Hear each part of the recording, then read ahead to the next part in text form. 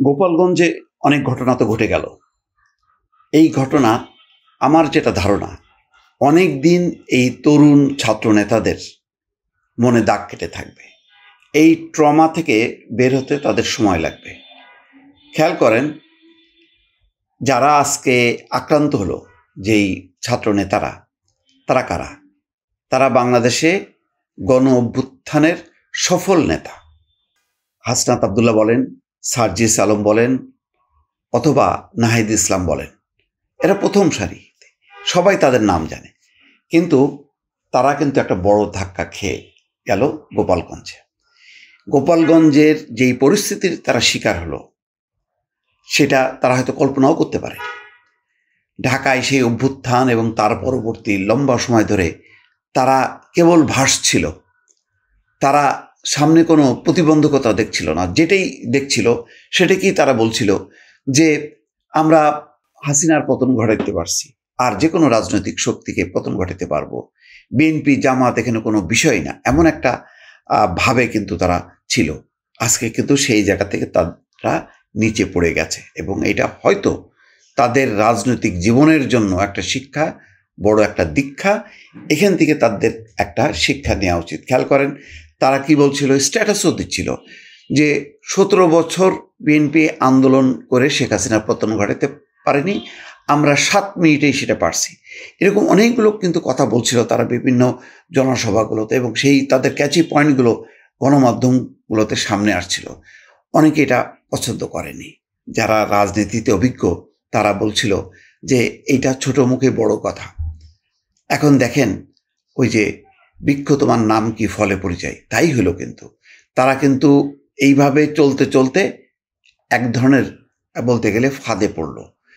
তাদেরকে এই পথে নেওয়ার জন্য নানা রকম দেশ বিদেশ থেকে উস্কানি ছিল। তারা মনে করছিল যে তারাই বোধহয় সব, তারা হাসিনার পতন ঘটিয়েছে, রাজনীতিক জীবনেও তারা ব্যাপক একটা পরিবর্তন ঘটাতে পারবে। কিন্তু না, গোপালগঞ্জে কি দেখলো তারা? গোপালগঞ্জে দেখলো যে তাদের ডাকে কেউ সাড়া দেয়নি। তারা বলছিল যে সারা দেশের মানুষ গোপালগঞ্জে আসুন, গোপালগঞ্জের মানুষ আমাদের পাশে আসুন, কিন্তু কেউ আসেনি। আসছে আইন শৃঙ্খলা রক্ষাকারী বাহিনী।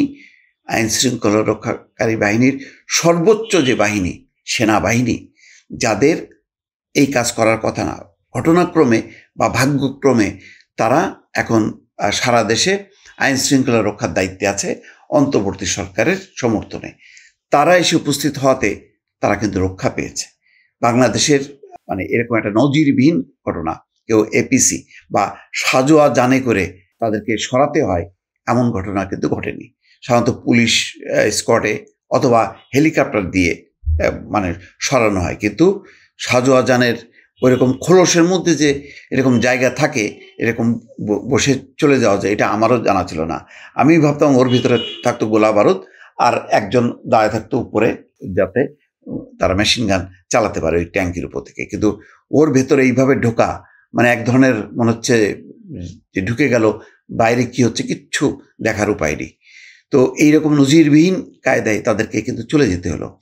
এইটা তারা যেই সম্বর্ধনা, যেই মানুষের অভিবাদন পেয়েছে গত প্রায় 1 বছরে, গোপালগঞ্জে এসে তারা দেখলো পাল্টা একটা জনস্রোত, পাল্টা একটা প্রতিবাদ, জনতার যেই সর্বগ্রাসী একটা বিক্ষোভ, এবং তাদেরকে লক্ষ্য করে এই পরিস্থিতির জন্য তারা কখনো প্রস্তুত ছিল না, বা এই পরিস্থিতি তারা কখনো মোকাবেলা করেনি। শত শত জনতা, লক্ষ জনতা তাদের পিছনে ছিল। আজকে সেই হাজার হাজার জনতা কিন্তু উল্টা তাদেরকে কুপকাত করলো। তারা বলতে পারবে না যে এখান থেকে তারা বিজয়ীর বেশে চলে আসতে পেরেছে। ফলে এই একটা ট্রমা কিন্তু তাদেরকে দীর্ঘদিন থেকে তাদেরকে তাড়িয়ে বেড়াবে।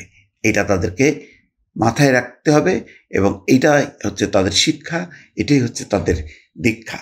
এটা যদি মাথায় রাখে তাহলে ভালো, আর যদি উল্টো ব্যাখ্যা যদি তারা করতে শুরু করে, তারা যদি মনে করে যে না, এটা তাদের তারা ষড়যন্ত্র শিকার হয়েছে, এটা ভুল হবে।